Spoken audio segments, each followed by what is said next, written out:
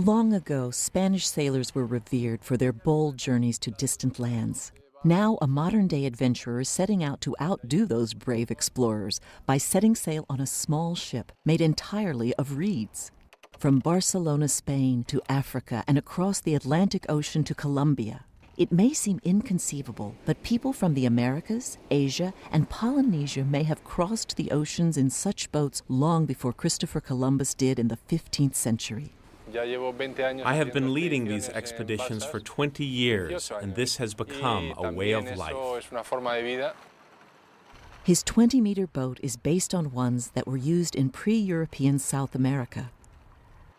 It was built in Spain by Aymara Indians from Bolivia without using any modern materials. This reed that we see here, for example, is called uembe. It comes from the jungle in the Amazon, and it can last for 300 years without splitting.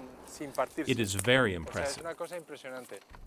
This boat is named the Matarangi 3 for the third journey led by Muñoz. The other two failed partly because the boats were not strong enough to endure rough weather.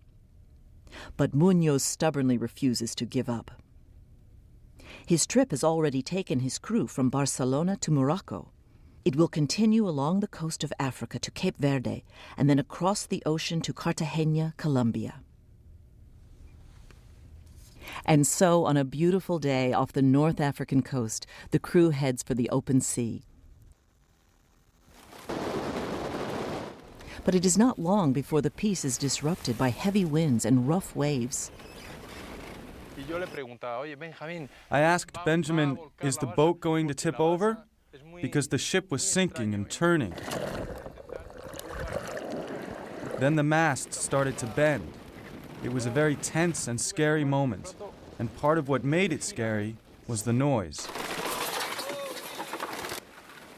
Water starts to flood into the main cabin, and Muñoz has to act quickly. First, I yelled, "We have to take the boat to shore." Second, we had to be very careful because the waves were crashing against the boat. I was worried that someone would fall into the ocean and drown. I shouted, "Hold on tight and move slowly."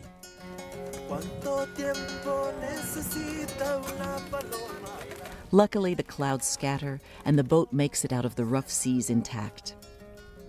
It is proof that the reeds are flexible enough to survive long periods of time in difficult conditions.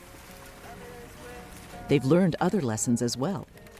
Sailing on a small boat for weeks is not for everyone. Some of the hardest stretches came when there was little or no wind. The men had to fight boredom and depression.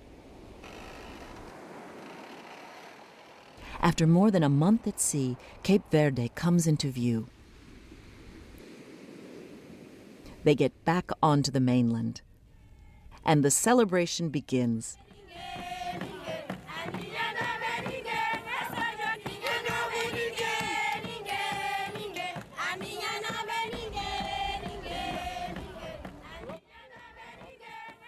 This is only the beginning of a much longer journey.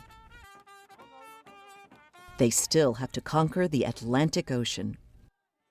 But for now, they're just happy to enjoy their success, having completed an extraordinary journey of discovery.